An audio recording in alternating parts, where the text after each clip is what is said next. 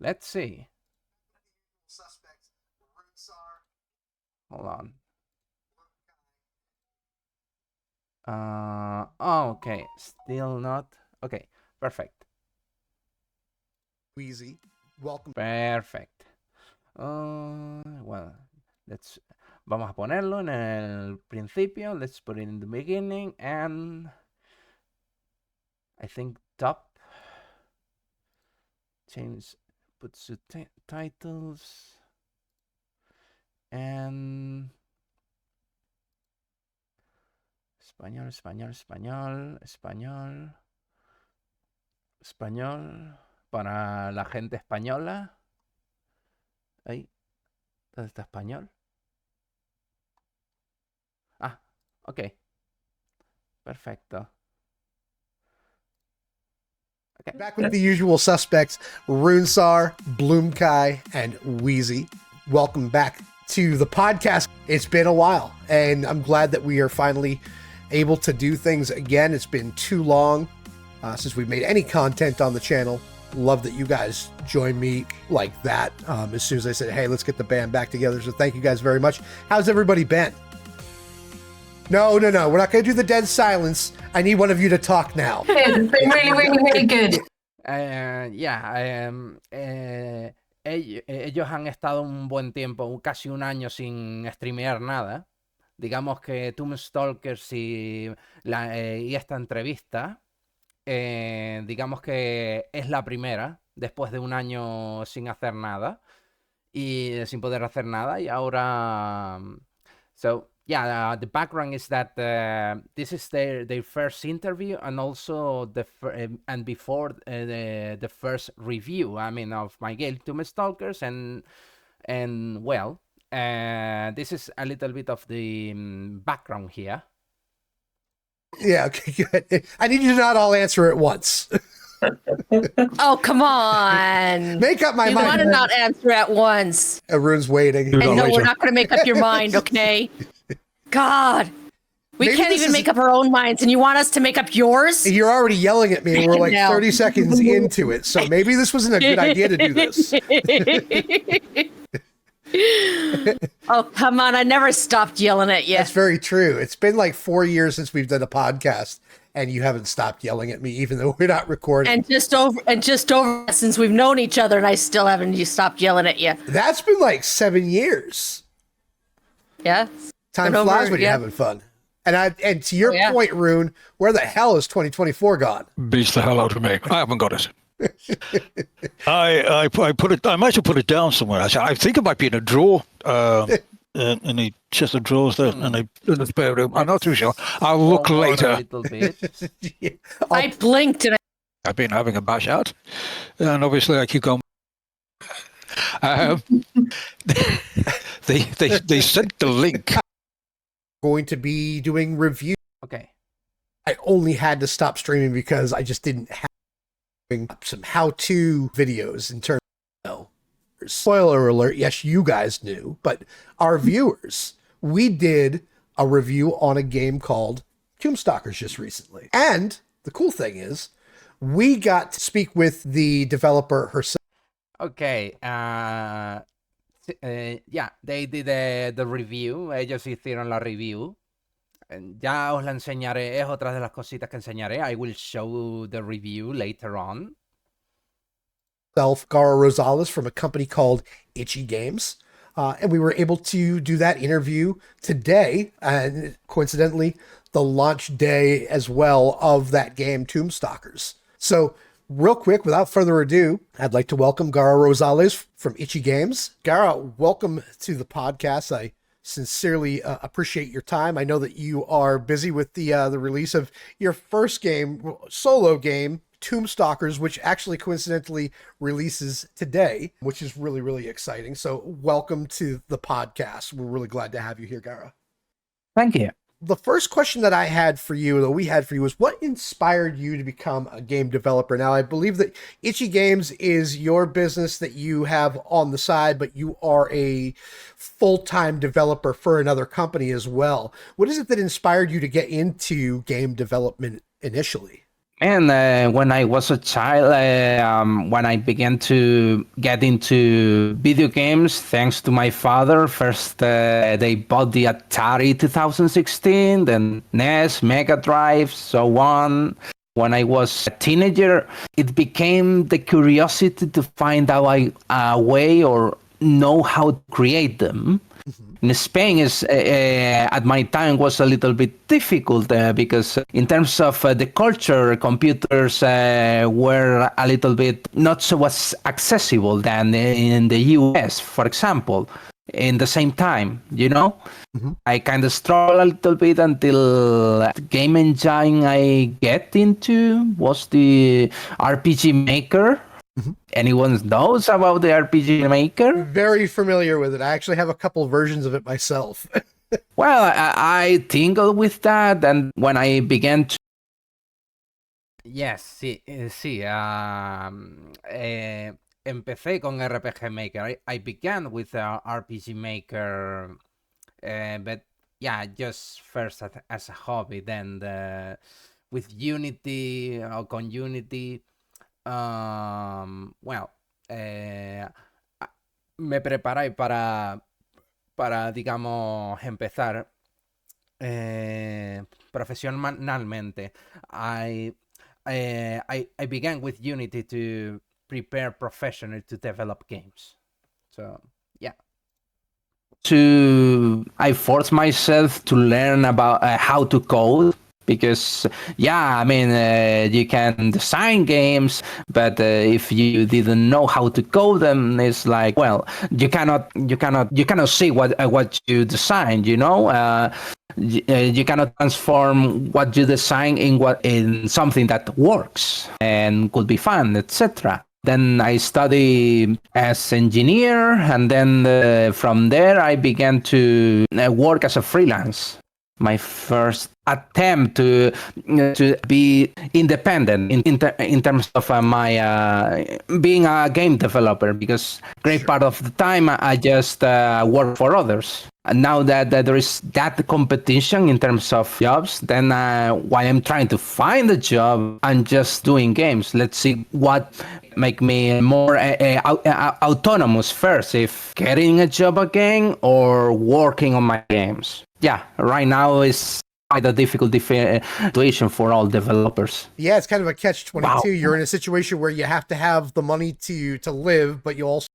Yeah, I know. I mean, I've been since I began, even before I began to speak in English, understand English, etc. So yeah, my English has improved over the years. Also want to follow your passion and start your own gaming company, so it really is, I can understand the struggle there for sure. Talk to me about your new game, Tomb Stalkers. It's coincidentally releases today. Tell me a little bit about it. What inspired you to make that, and what made you go with the top-down arcade? I mean, that's the first time I made prototype work in top-down arcades. But the thing is, in 2014, some friends of mine made a Genesis Mega Drive game based on 1984 game called Omami, which is called Omami Genesis.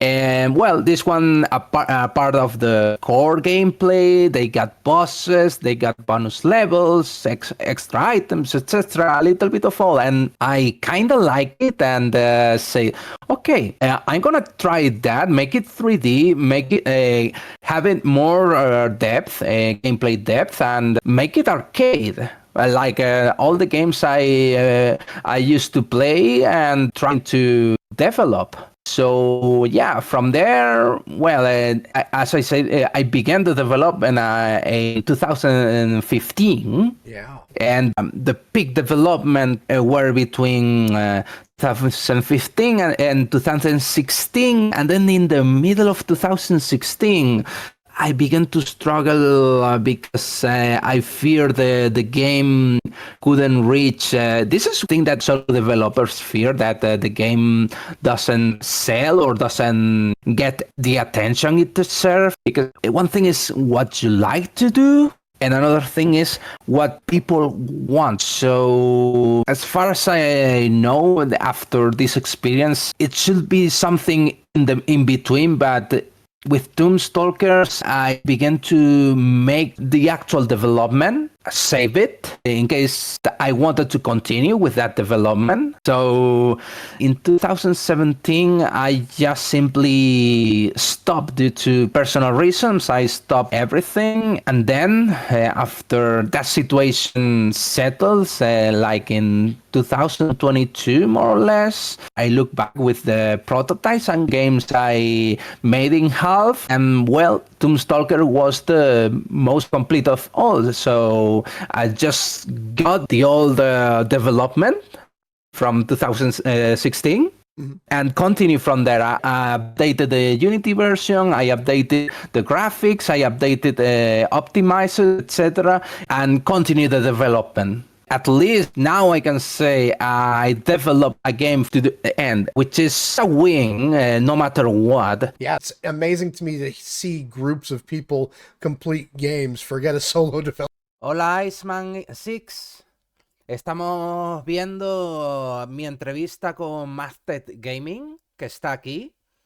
Y bueno, es una de las entrevistas del lanzamiento sobre Tomb Stalkers, el juego que he desarrollado. Y bueno, se lanza hoy a las 6 de la tarde.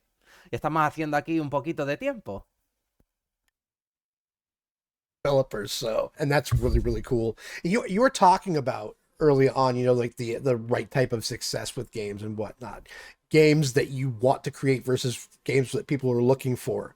And one thing that kind of stuck with me when we first started talking, because we've been talking on and off here for the last couple of weeks, kind of leading up to the release, kind of helping you out with bugs and whatnot. You did say something about Next Fest, and how was the experience at Next Fest? How did Tomb Stalkers do, and how do you plan to proceed from there based on the feedback you received? Yeah, I mean, because the thing is, I prepared the demo, prepared the page, etc. Also, I hired PR just to try to get more attentions to influencers, etc. But at the end of the Next Fest, I only get to around 200 wish list, which that's not much to get visible. Usually, the ones that has more visibility or get into trending needs to have between 7,000 and 12,000 wish lists. So sí, a ver, aquí el tema de Steam es un poco problemático. Here the Steam thing is a little bit problematic. Right now, ahora mismo, es muy difícil conseguir que la gente se fije. It's really difficult that people look at your game because there are this year, este año, 15,000 games released, 15,000 juegos lanzados este año, y seguramente que el siguiente muchos más. So it's pretty difficult to get let's say to get some attention, having come too many games. O sea, es muy difícil ganar atención habiendo tantos juegos. Tu juego tiene que ser excepcional. Y eso digamos, eso es un reto cada día, cada año más. I mean, that's a challenge. That's a challenge that the people look at your game, and every year more. You can get a guess. I know devastated I was because of that, and then I made the harsh decision to cut some content. In this case, feature that there will be a gallery to unlock while you're playing. and also characters to unlock, so you can play as other players, as other characters in the game.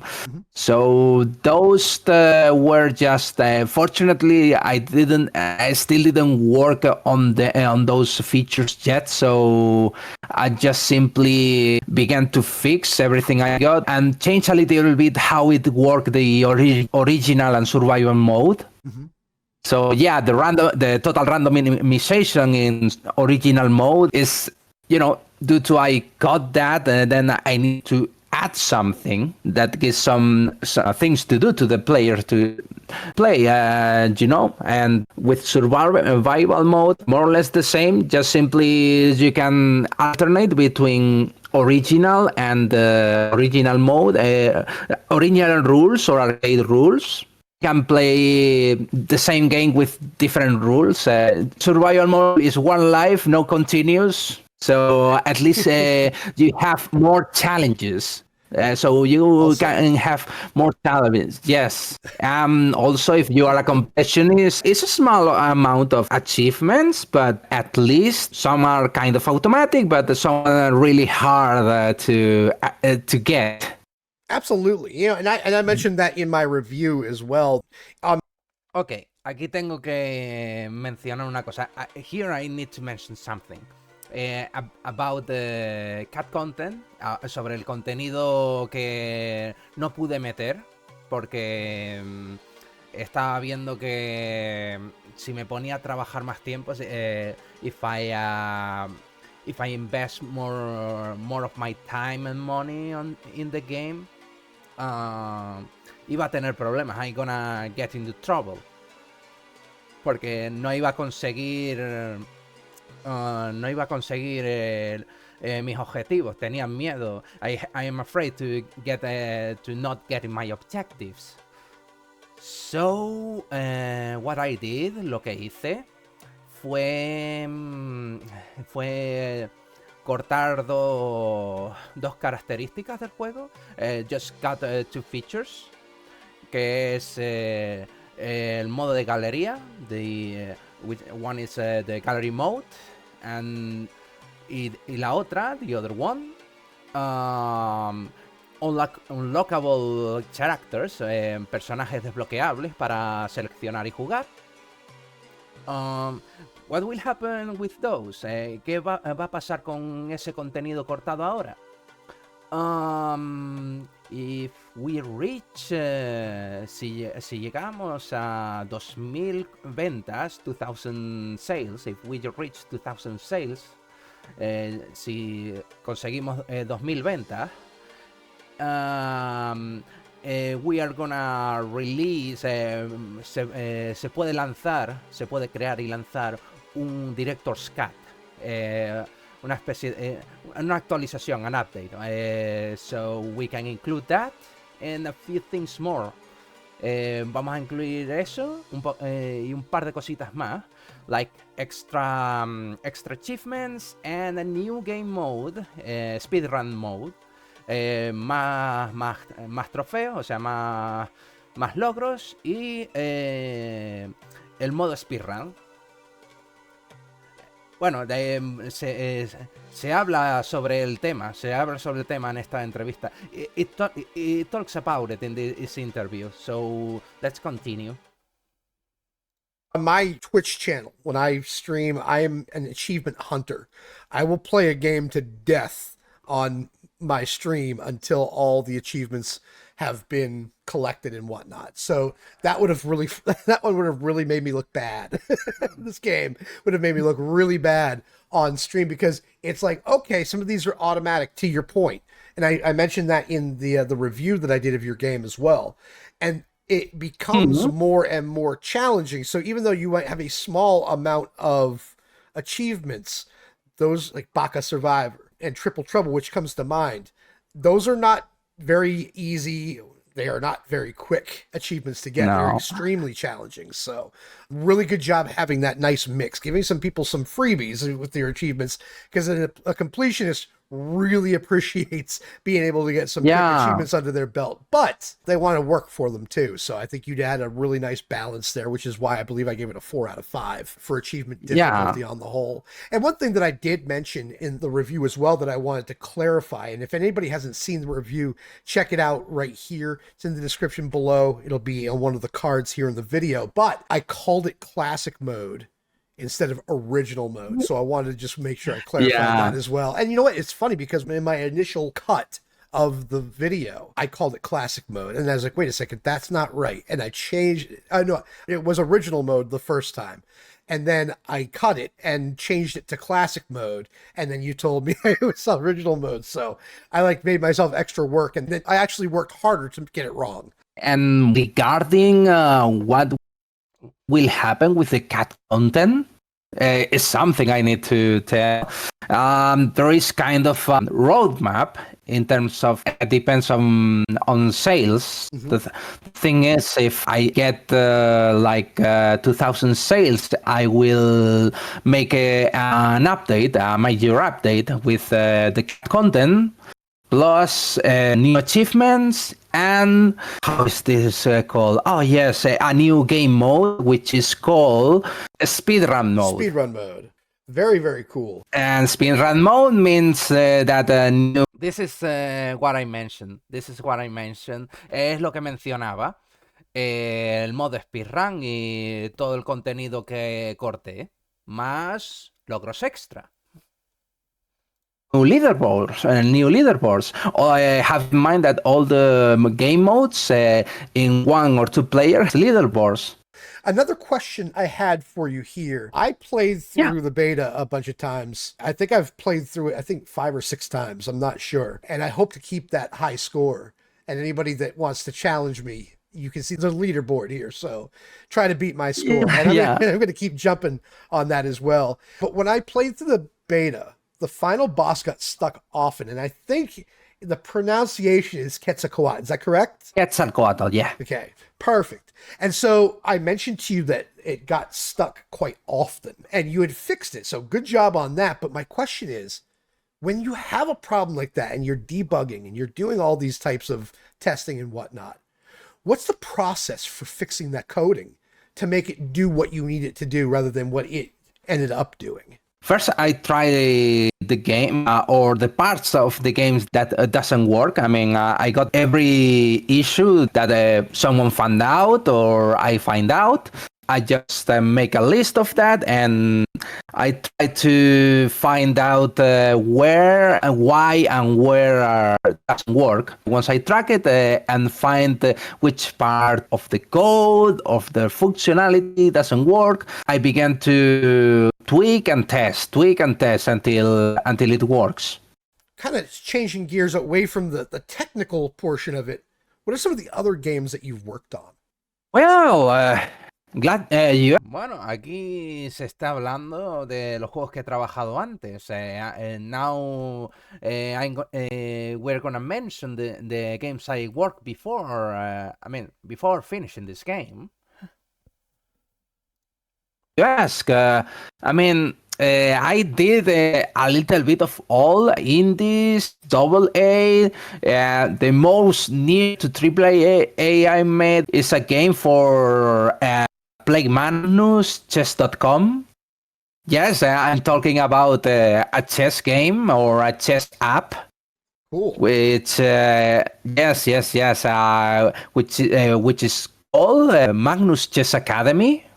That was that I worked from the beginning to end, and seems like it's one of the few successful games I worked. So and still, the game is still there.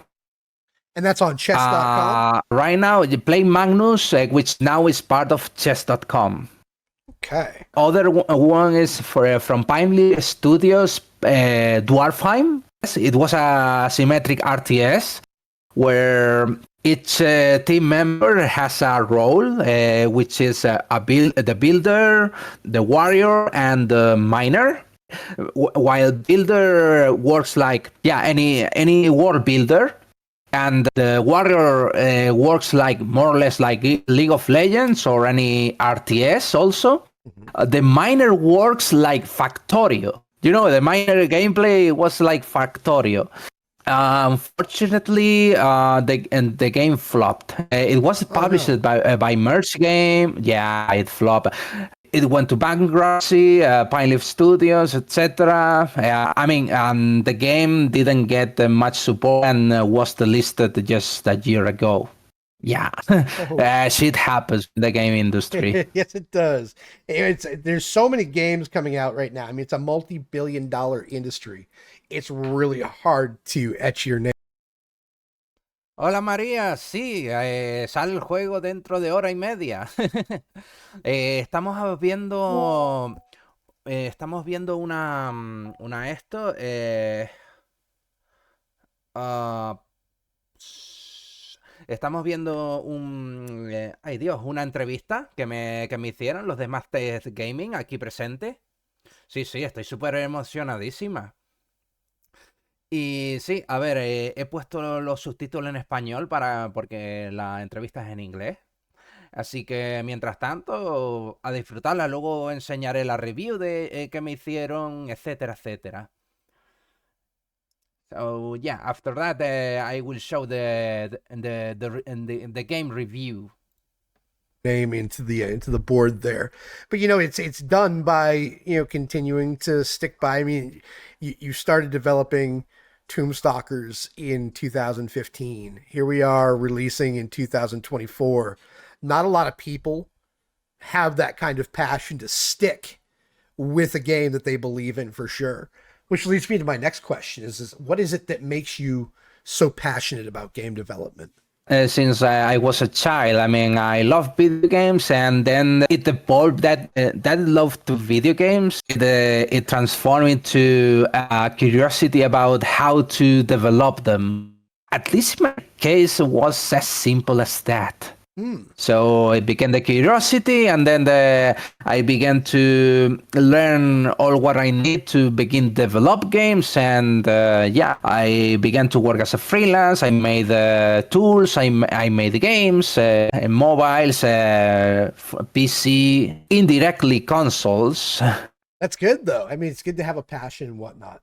So to ask you a little bit more of a personal question about your likes and dislikes when it comes to gaming and whatnot, what are some of your favorite games and what makes you enjoy them? One of the genres I enjoy a lot are hack and slash or adventure games. Also, yeah, adventure games, hack and slash, beaten ups. But ones that stick to my chair are the turn RTS like Civilization. If I play a match of Civilization, I swear to God, I'll be waking up playing until the next day. I hear you. It was, I don't know why, but it was like drag. Yeah, it was like a drag. Yeah, those games they can be very, very addicting. I agree with you. Yeah, if you get the point, they are very addictive. And when yeah, every single time, cada puñetera vez, with Civilization.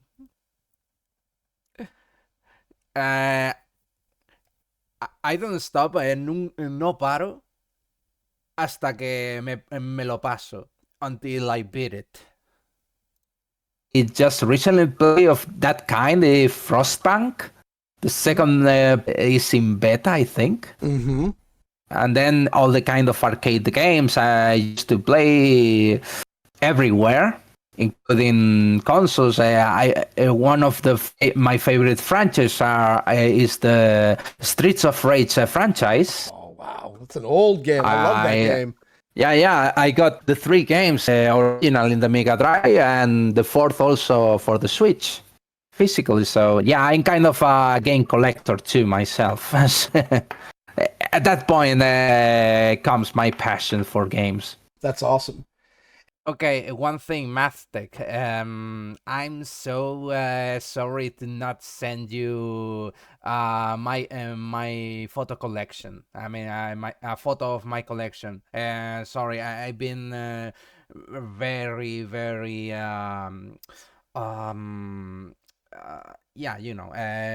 very, very busy these last days.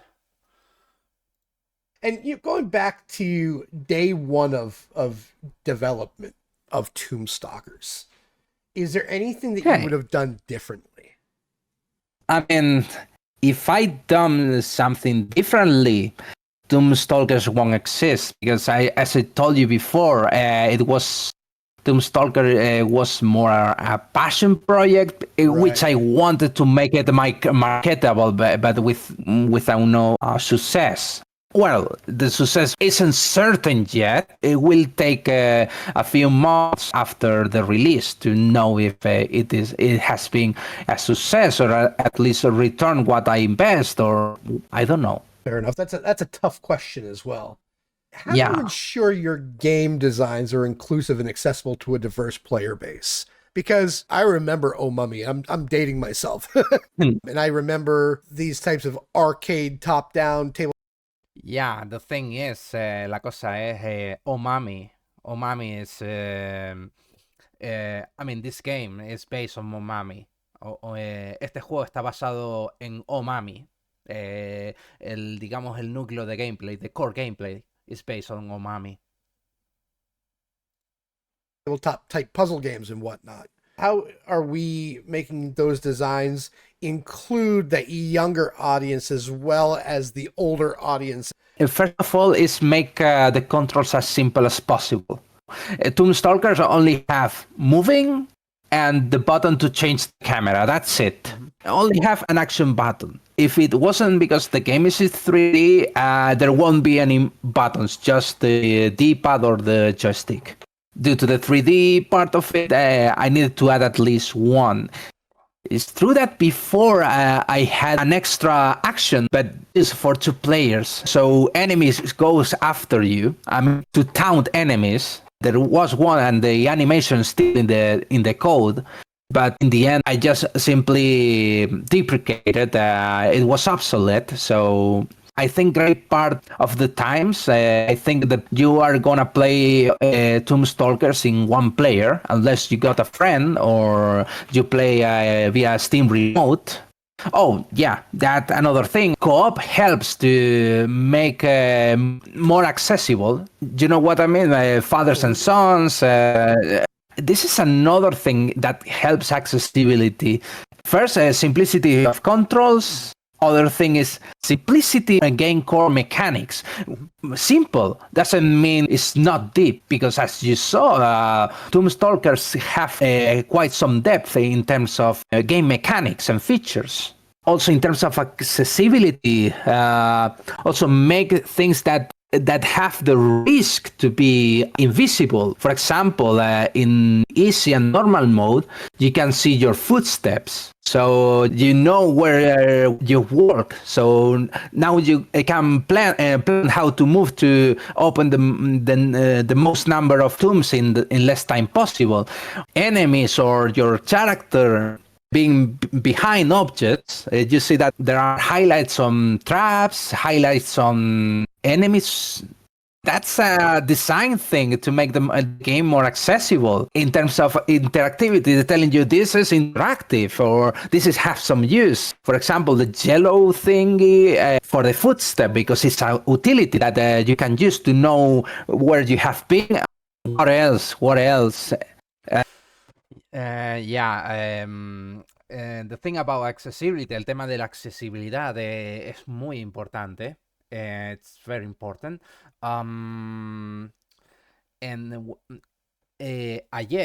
Yesterday, there was an event.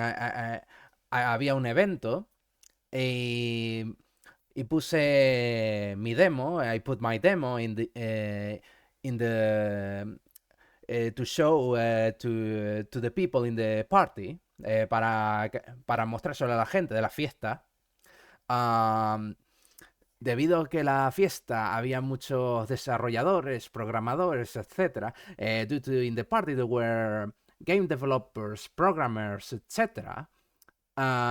Pude tener un feedback, bastante feedback muy bueno. I had a lot of good feedback there.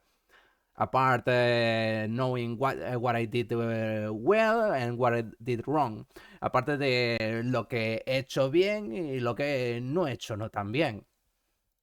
Uh, Yeah, also, the Spotlight as well, right? And that's one thing that I mentioned. oh, in the yes, podcast that's the latest. Y una de las cosas, one of those things, is about accessibility. Es una de esas cosas que hice bien es sobre el tema de la accesibilidad y la visibilidad. Yeah, that's the latest thing I add, because one thing I saw when I was playing at especially original mode that makes the scenario randomly dark is that there are not enough light source. So very difficult to see. and yes, so at least what I did is just if you find out you get a power up, any power up, you can get a light source. So at least that way is not so problematic to play dark zones, especially if they are random. Right. And it's also, we should also mention there at the Spotlight, that only is accessible in the game on easy and normal modes, not on hard, correct?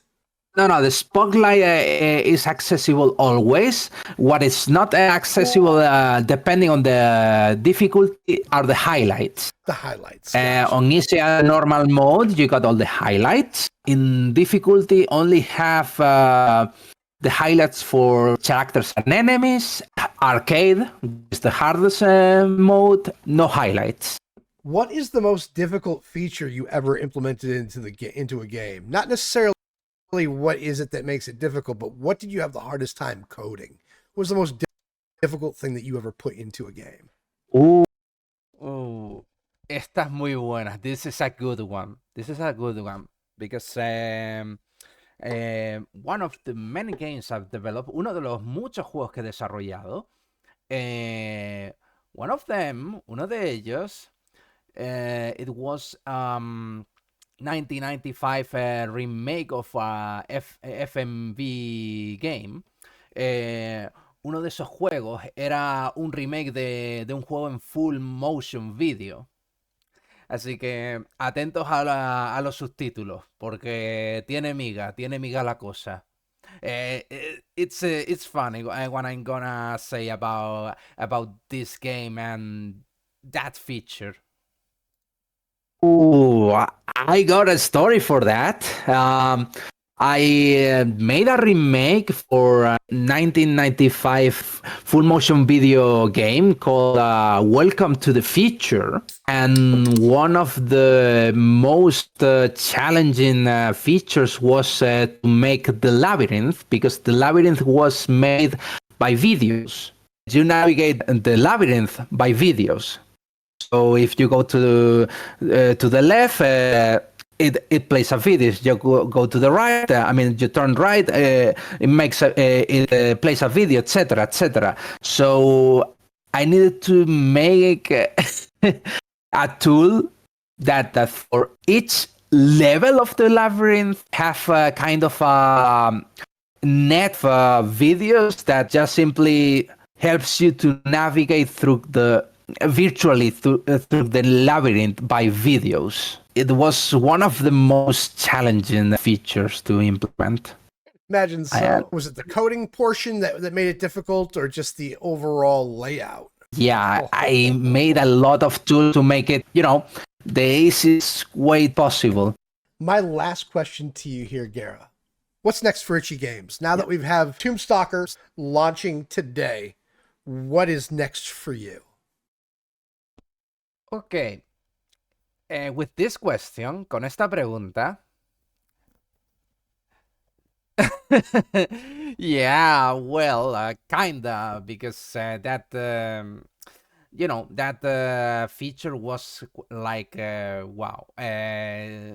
It's one of the most mind-blowing features I made for a video game in my life, and I did weirder. Fue una de las características en un juego que más bestias que he hecho. I should have asked, would you ever consider adding that feature to one of your games? Not needed, no es necesario. this was for a full motion video game. It was era para un juego de vídeo, o sea, que es en vídeo. Entonces, yeah, I think, I mean, I do 3D and perhaps 2D games, hago juegos 2D y 3D, but I don't think that feature, I'm gonna use it in the future. No creo que que esa característica la vaya a usar en el futuro. Perhaps, tal vez, as a Unity tool to sell in the Unity Asset Store. Tal vez como una herramienta para la Unity Asset Store. Tal vez. And about these questions you ask, which is one of the last, Mastek.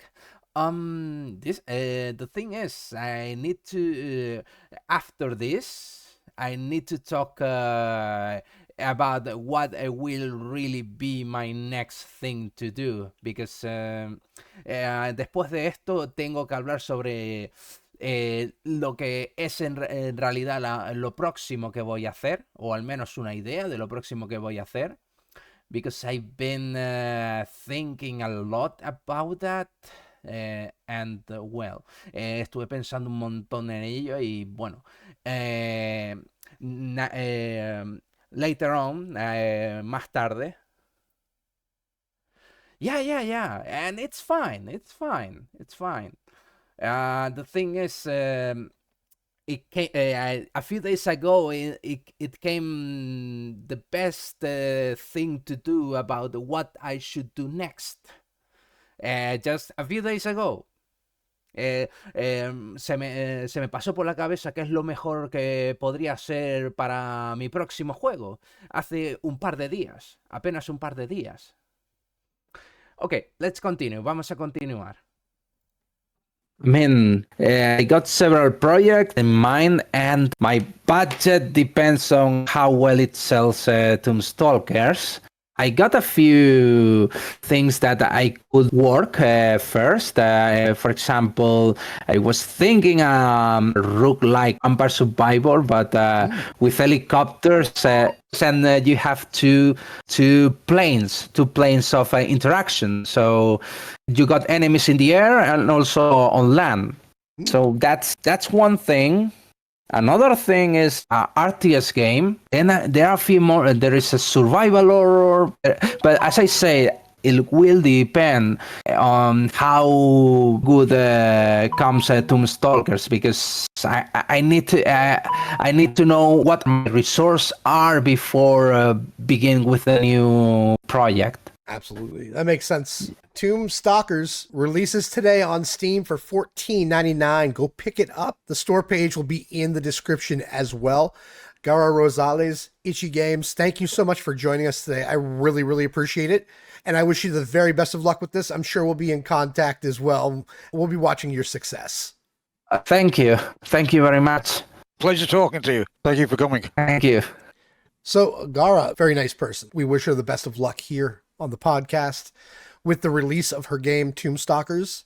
Again, the store page will be in the description below. Grab a copy today, $14.99.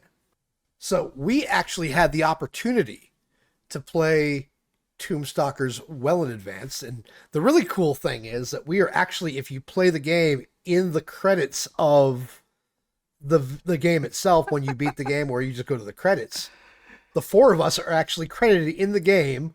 Yeah. Yeah, Mastek and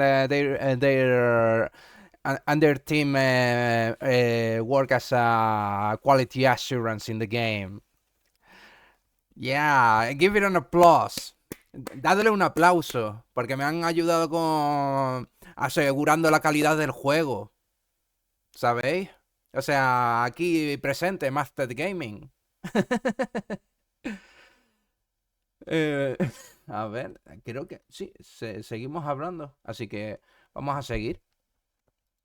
Under quality assurance, which is awesome. So really cool to come back after not really creating content for years on end, except for streaming, and be able to get yourself into a video game right off the bat.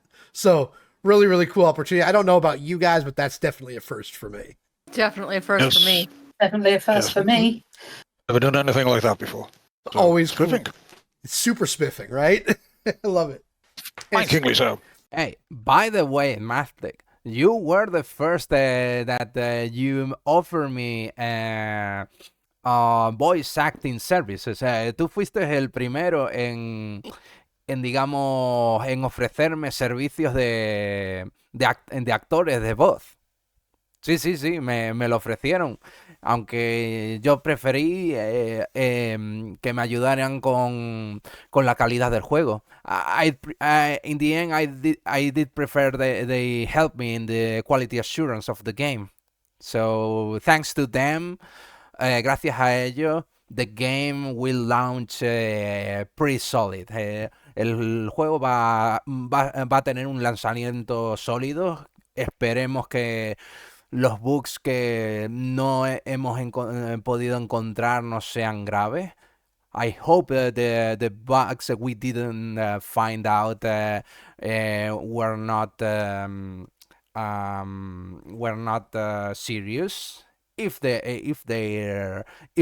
someone finds something. But we did a great job. They did a great job. Hicimos un buen trabajo. Ellos hicieron un buen trabajo. Así que muchísimas gracias. Thank you, Maztec, for the help. Really appreciate it. And hope... and of course, we can talk about a future collaboration. Obviamente, gracias a ello, pues podemos hablar de una próxima colaboración. But first, I need to play the next freaking game.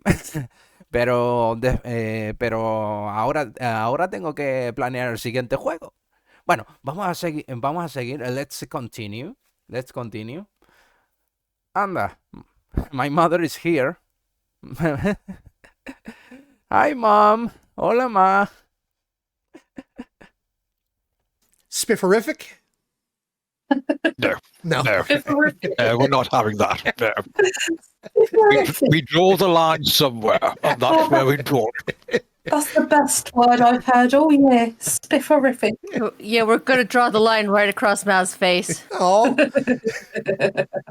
Use one of those Crayola washable. Let's forward a little bit. Markers, though. Games, believe it or not.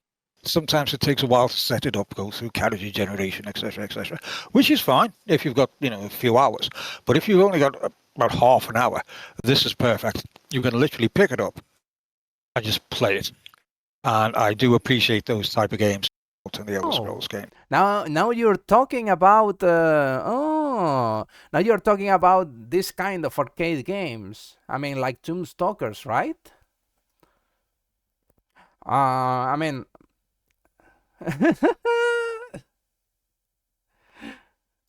okay. See a doctor.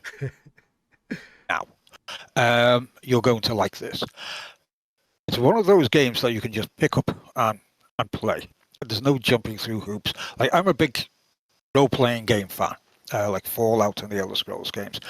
First I'm hearing of it. Just really? Oh, well, I'll tell you about that one Let day. me enlighten you. A passing interest in Fallout and Elder Scrolls games, believe it or not. Sometimes it takes a while to set it up, go through character generation, etc., which is fine if you've got, a few hours. But if you've only got about half an hour, this is perfect. You can literally pick it up and just play it. And I do appreciate those type of games. And as I say, the character is very Indiana Jones-like. It's very well done. It's nicely animated. I like the way the chap runs. You're running through a maze, picking up artifacts, and I won't give you too many spoilers because it's sort of like, here's how you play it. You don't want to know that. You learn that yourself. Yeah, I see. No, I see it. And you're trying to evade all the bad guys, which in this case is ancient Aztec mummies, which is something I've never come across in a game. So that's new. The lighting is very good. I do like the way she set up the lighting effects on each of the levels, which get progressively harder, obviously. It can be frustrating at times, to be quite honest. There was a gnashing of teeth, shall we say, on some of the levels, but it's still really entertaining. And I enjoyed it immensely, to be quite honest. I agree with pretty much everything that Rune said. It's a nice, quick, easy game to play if you don't have a whole lot of time. The lighting is very good in the game. The playthrough is very, very easy to do. One of the things I work first, more than the gameplay, is the lighting. Since the very, very first alpha, I can show you.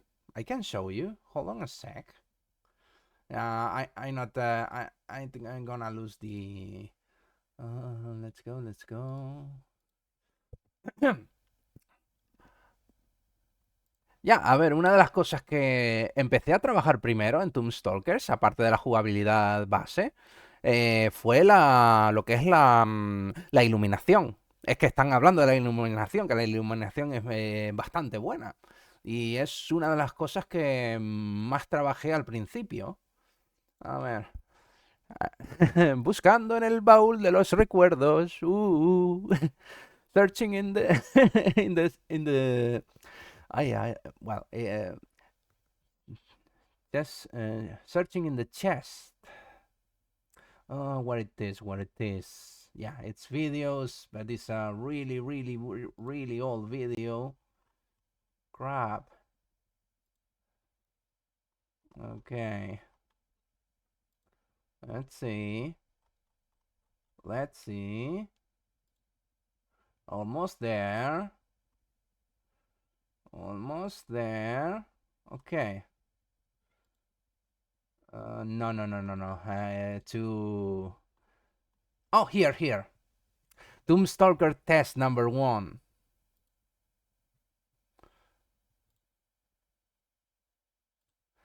Here you go. This is one of the first PlayStation. This is the alpha. This is the first alpha. You see, I had kind of trying to get the illumination. You see how the tombs open in a different way. But I think it was too slow, and then instead of just opening like that, I just prefer that pops out. It gets destroyed. I mean, en vez de, digamos, que se abran así tan lentos, pues preferiría mejor que era más dinámico que estallaran. Oh. So what else? Yeah, because I got tengo al menos 3 videos de progresos de Tomb Stalkers. Oh, no. I got more. Tengo 5. Pero...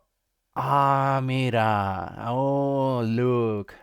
This is when I change a few things more. Aquí cambié un par de cosas más.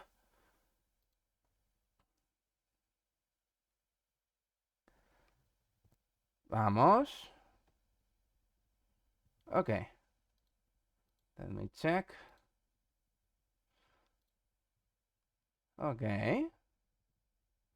Hi, Wizzies. How are you doing? Sí, I mean, la iluminación, the illumination. But now, ahora, yeah. Here, aquí es cuando empecé a hacer que explotara. Here, I'm fine with this. Just just showing the interview, and also now I just stop for a little moment, pause for a little moment, because after the interview you were talking about a little bit more about the game, and one of the things you kind of talk about, it was the illumination, and it was one of the first thing I work in the game. Fue una de la iluminación fue una de las primeras cosas que trabajé del juego. Oh, thank you, Wizzy. So here you see that now explodes instead of open. So yeah. Okay, just let's continue. Vamos a continuar con la entrevista. Or Even for someone who hasn't played an arcade game in a very long time, I eventually did get the hang of it again, and it was actually rather fun. Frustrating, yes, in some cases, but it didn't turn me off. It just made you just want to get back in there and go, okay, well, I'm going to beat you this time. And it's a very well done, thought out game, in my opinion. I think it's a very well thought out. If you're into arcade games, then you're really going to really enjoy it. For me, I'm not so much into the arcade style of game, but I found the controls were really easy to use. I think the game looked really lovely. Like all the lighting effects were amazing. I think the characters were well designed, like of the zombies and things. And I can't remember her. The sorceress, she was pretty cool when she was chasing me. But yeah, so yeah, I think overall, if you like that style of game, then you're going to love Tomb Stalkers. Did the sorceress bother you like David bothered you? No one that's about the sorceress. Yeah, she's a pain in the ass. La hechicera es un grano en el culo. A ver, la diseña así. infected fights this hard to stay alive. No, she didn't quite have that same effect that David had. Okay. Yeah, he's just scary. But no, I thought she was fun. Like trying to run around and get her into a trap, so then she'd stop following me. I thought it was easy. Wait, hold on a second. Espera un segundo. In the game, the sorceress, en el juego, la hechicera, she's the only enemy that doesn't get hurt by the traps. Es el único enemigo que no la dañas con las trampas. Only, yeah, blue or white, yes. Gema azul o blanca. Yep. Here to find a blue gem and just let her run into you. She just disappears at that point. Mm-hmm. What made it difficult, though, was in stage 24, where she is just permanently spawned. That makes it difficult. So stage 24 is the second to the last level before you fight Quetzalcoatl. And then, and there's a really big area. A lot of booby traps, spikes, darts that fly out of the walls, all kinds of nasty stuff. Zombies, mummies, and of course, the sorceress and whatnot. I thought it was really well done. So there's a little bit of... Okay, I don't know if you noticed in the last... in the last update, no sé si habéis notado en la última actualización, but level 24 was redesigned. El nivel 24 ha sido rediseñado. It's shorter now. It's shorter, but that means you will encounter the sorcerer more often. Eso sí, pero significa que vas a encontrarte a la hechicera mucho más a menudo. When you are the age of Rune Bloom and myself, that was more when we were younger the type of game that you would expect, especially on like an Atari or anything like that. These types of arcade top-down games, Pac-Man. This is Pac-Man. I mean, some of the designs had eight, 9 years old. Muchos de los diseños de niveles tienen 8 o 9 años. Beats Indiana Jones, to your point there, Rune. Really, really cool idea. Inspired, and this is one thing that you and I talked about offline when we were doing our research on Tomb Stalkers, Wheezy, and Gara brought it up, that this was inspired by a 1984 arcade game called Oh Mummy. Now, by the by, Rune, Bloom, do you remember? Not arcade game, but a microcomputer game. Just to correct a little bit that, but no worries. Oh Mummy? No. Fortunately not, no. Something familiar about it. I think in Britain it might have been called Mummy's Tomb, you know. Don't quote me on that. Mr. Wheezy told me that it was Oh Mummy, because when I showed him Tomb Stalkers, he was like, "Oh, that looks like Oh Mummy." And then I it was here as Oh Mummy. Mm-hmm. I stand corrected. But yeah, it was a really interesting game back then. I mean, it wouldn't hold up by today's standards, and it was redone for the Mega Drive, as Gara had mentioned, the inspiration for Tomb Stalkers. But I thought it was really well done. I mean, I enjoyed it from beginning to end. I've spent a lot of time speaking with Gara, giving her feedback on technical bugs and everything like that, which is what got us initially onto that QA credit in the game, which I thought was really, really cool, because that's not something that she had to do. I thought that was really nice. No. But the game is pretty good. I mean, it's top down, and as she had said in the interview, it's one button to change the camera angle, and then you've got your AWSD or your controller that you can just move around. But I thought the controllers were really responsive, and that's what I kind of put in my review as well, is because that's not the type of game where it can be clunky or take a long time to change directions and whatnot. You need to be able to think on the fly. You need to be able to double back very quickly, and you need to have that controller input to be just really on point, which I think it was. Yeah, the keyboard was a little bit less responsive is what I found, but is still pretty darn responsive. Yeah, I agree with you on that. I tried it again with keyboard as well. I definitely find that using controllers for arcade games is definitely an easier way to use it, unlike some other games. I mean, there are games out there, like, for instance, Castle Crashers. That game says, hey, you really want to use the controller. You can use the keyboard, but you'd have a hell of a time doing it. And so that's one of those types of things where sometimes the input is going to be better on one or the other. And this is one of those cases where you probably want to use a controller over a keyboard. And that could be a preferential thing as well. But I think, to your point, Bloom, being able to use the controller over the keyboard was much more responsive. It was also it felt more like the old arcade games because they didn't have a mouse and keyboard. Right. They just had the joystick. You just had the joystick. So it was more memorable on that. Absolutely. I thought overall it was really well done. At first, when I was going through the achievements, because you guys know how I am with my achievements, I was like, this is Babytown Frolics, because it's like, oh, get a white gem. Okay, what did I have to do? Open a tomb? Yup. Oh, get caught by the sorceress. Well, you know what? If you get chased by that sorceress in the game, it's not that hard to get caught by the sorceress, especially once you get her attention. No. She's a real pain in the ass.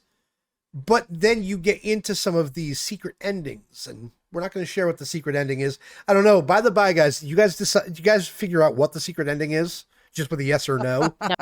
Yes, the game has a few secrets. One of them is how to get infinite continues, which is an easy one, but I won't tell. If you buy the game, and you need to find out why, how. A ver, el juego tiene dos secretos. El primero es el de continúes infinitos, que no es difícil de encontrarlo, pero tiene su miga. And the second one, yes, is the secret ending. And there is a secret ending in the game. Hay un final secreto en el juego que es bastante jodido de conseguir. It's really, really difficult to find out. Anyways, de todos modos, when you beat the game the first time, cuando te pasas el juego la primera vez, it will give you a hint about to get the secret ending. Te van a dar una pista de cómo desbloquear ese final secreto. But still, it's one of the hardest challenge of the game. Es uno de los desafíos más grandes del juego. No. No. Okay. I did say in our review here that it is spelled out for you, so that's a little bit of a clue. But I won't divulge what that is here on the podcast. But there's a lot of really cool things in the game that'll keep you coming back for a while, especially if you're a completionist. Because going into that, what I was talking about with wanting the achievements and whatnot, they get more and more difficult as you progress. You're not going to get all of those achievements in one single solitary playthrough. If you want a completionist, you're playing through this 3 or 4 times.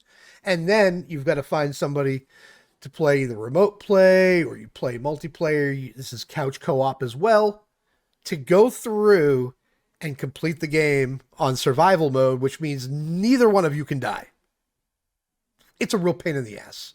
It really is. Yeah, these games have some serious challenges.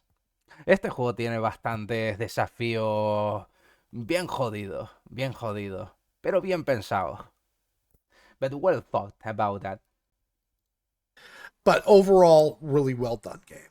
There is one bit which I really enjoyed, which I'd just like to add to this. Of course. The way you get an extra life is a marker. And that marker is a fedora, a brown fedora, a la Indiana Jones. And that's a really, really nice touch, I think. Yeah, I mean, that was a great touch, and that it was always in my mind about doing that. Siempre ha estado en mi mente hacer eso de poner el sombrero como vida extra. It was a pretty common thing in the 90s to let you know it is an extra life. Era una cosa muy común en la época de los 90 o incluso antes, para decir que eso era una vida extra. Well, that's just my opinion. Absolutely. I think that's a great touch to it. And it's very arcadey as well. Like to show your one up. You don't see that very often in games anymore. Rune, rated on 1 to 5. I'm going to give it a 4. There. Nice. Bloomer. 1 to 5. I'd say it's a 4. Weezer. I'm going to go with a 3. I will also give it a 3 in this particular case, just based on kind of keeping it true to my review. And if you haven't seen the review, check out the description below. It's also going to be in the card above as well. And then, of course, that's an average of 3.5 out of 5 stars among the 4 of us. So not bad at all. Well, that is going to be a wrap on our first episode of Gaming Junkies. Thank you very much. Well, interesting about the opinion of each one of you guys. Interesante la valoración final de cada uno de vosotros. La verdad es que es muy interesante. For joining us on our first episode back. Huge thanks again to Gara Rosales from Itchy Games. Good luck on today's launch. Big thank you to Runesar, Bloomkai, Wheezy's World for joining me and being my co-hosts. Cheerio, ladies and gents. Thank you for joining us. Enjoyed your company immensely. Hope you enjoyed yourself. We'll see you very soon. Thanks for joining, everyone. Okay, bye. Bye. Thank you for joining. Be sure to check out their channels. Be sure to check out the store page for Tomb Stalkers. I should also note that we will be... Just let's see. Dejadme ver. And now I'm gonna show the the Tomb Stalker review, which was launched the 29. I mean, just the last week, la semana atrás. Mierda.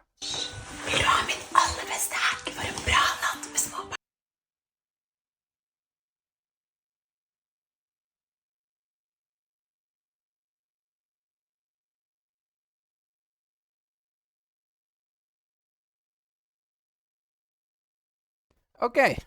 Next now is the review made by Maztec here. Ahora es la review de Maztec que está aquí con nosotros. Así que vamos para adelante. Vamos a hacer lo mismo. Let's do the same thing. Spanish subtitles, subtítulos en español, para que ambos entiendan. So everyone can understand. Good. And here we go.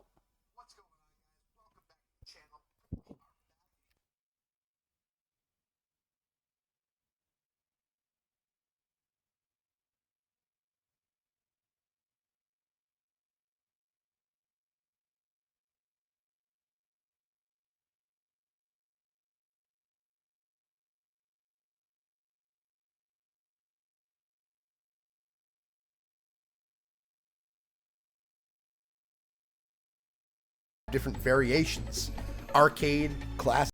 What's going on, guys? Welcome back to the channel. Much better. We are back again. We're changing things up yet again. Not only are we doing tutorial videos, but we're also doing indie game reviews as well.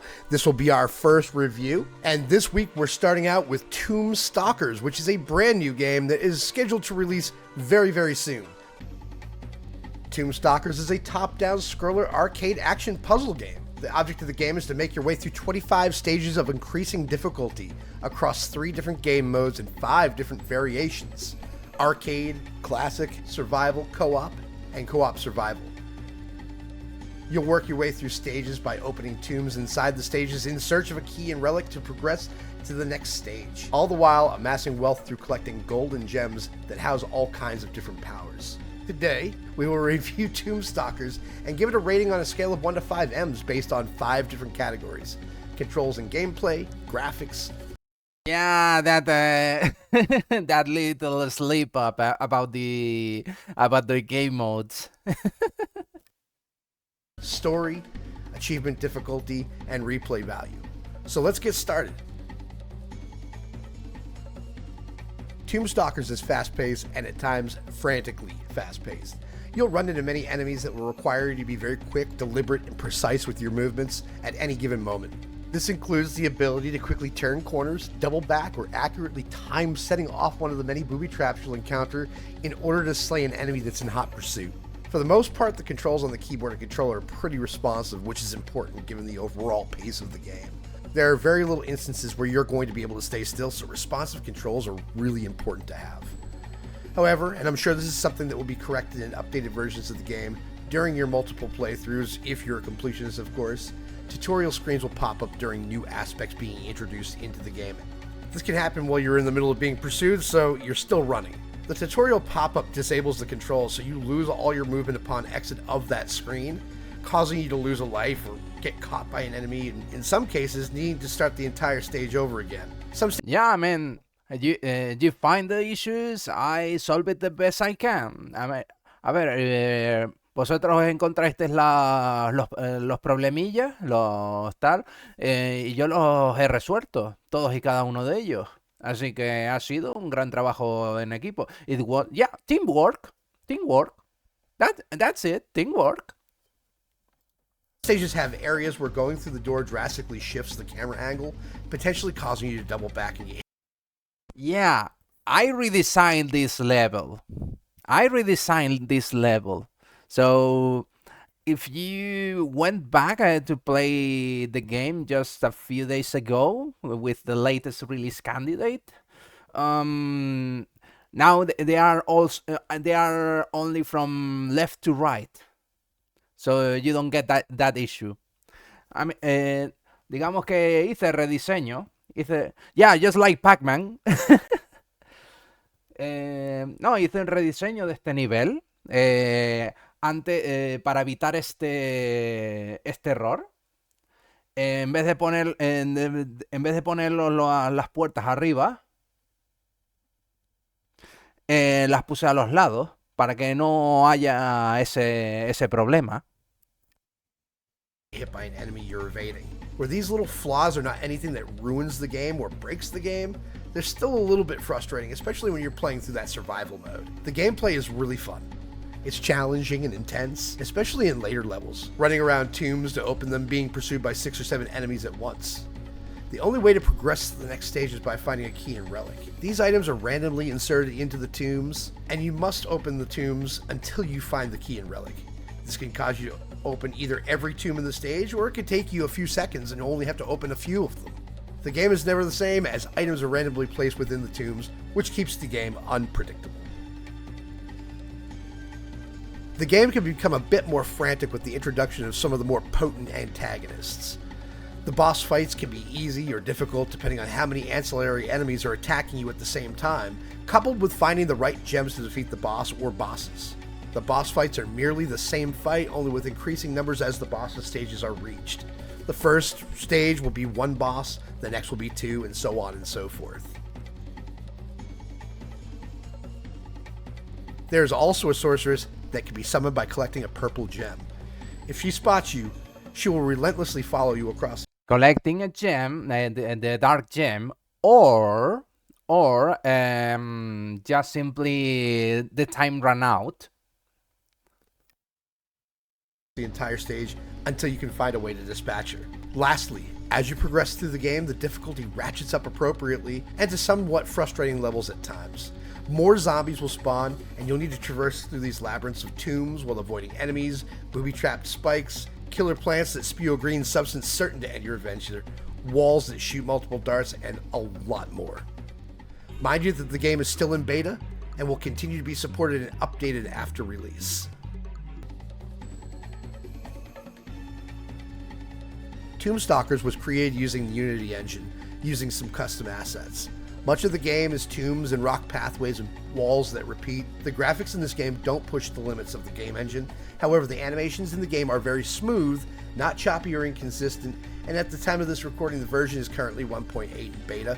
The game will also release at version 1.8, save for a few tweaks in the interface.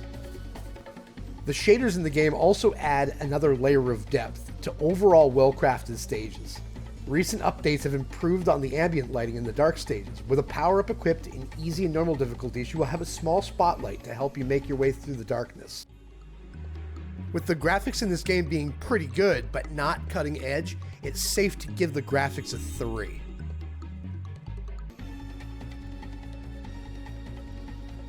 This game currently doesn't have a story, but it's important to note that a story has been planned for Tomb Stalkers and may be added in the future depending on the game's commercial success. But where there's currently no story in place for the game, we won't be awarding or taking away any points for this category. I mean, the story is what you see in the intro. That's all.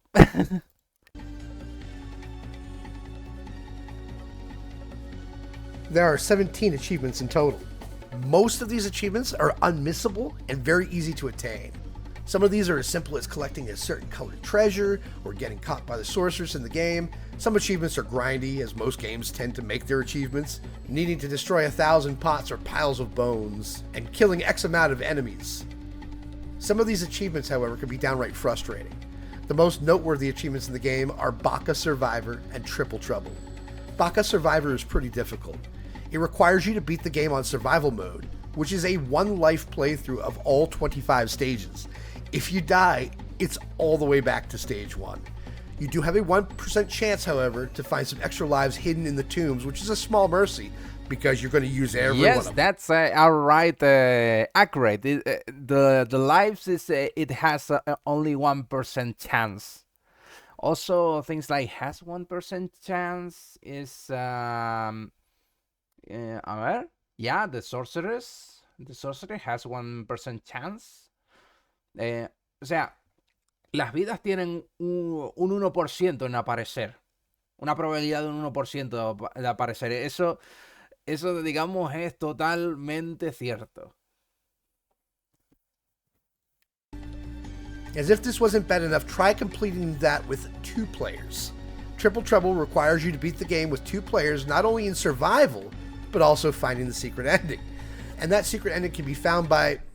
Well, I'm not going to tell you that. That would be a spoiler, but I will share. If you are observant enough, the secret ending is spelled out for you if you're paying enough attention. All in all, while the number of achievements are small, the increasing range of difficulty from mind-numbingly automatic to outright tortures is certainly present, and the challenge is absolutely appreciated. Replay value is difficult to comment on, as each individual really determines what is worth playing over and over again, and what extra replays bring to the table. As mentioned in the controls and gameplay category, the game, specifically in classic mode, offers a lot of randomization, keeping the game fresher by adding different variables. I mean, in the arcade mode, there is a lot of randomness. En el modo arcade tiene un montón de cosas random, que aparecen random. But in the original mode is where random has a new meaning inside the game. En el modo original es donde el tema del random tiene un significado incluso superior en el juego. In certain stages. For example, a stage that you had previously played in may now be shrouded in complete darkness, leaving you to rely on small footprints to decipher where you were and where you need to go next. The stages where you fight the bosses along the way are not immune to randomization either. You will never find the same treasure in the same tombs at any point. This, coupled with multiple modes in which you can play the game, can keep you coming back for more for a period of time. Real talk though, without the multiple modes and co-op capabilities, this may have gotten a 2. But where there is good thought put into replay here with classic mode and the game randomization, it's a safe 3.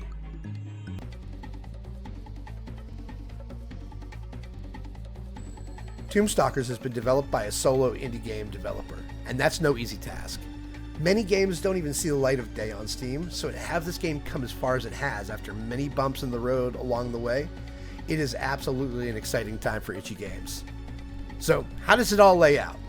With calculating all of our categories together, controls and gameplay, graphics, achievement difficulty, and replay value, Tomb Stalkers comes in at a respectable 3.25 M's. Tomb Stalkers releases on Steam December 6, 2024, and can be picked up for $14.99. Also, join us on our new podcast, Gaming Junkies, on that same day, December 6th, to listen to our exclusive interview with Tomb Stalkers developer Guerra Rosales from Itchy Games. For more gaming reviews, podcasts, achievement guides, and gaming tutorials, subscribe to the channel and keep us locked in.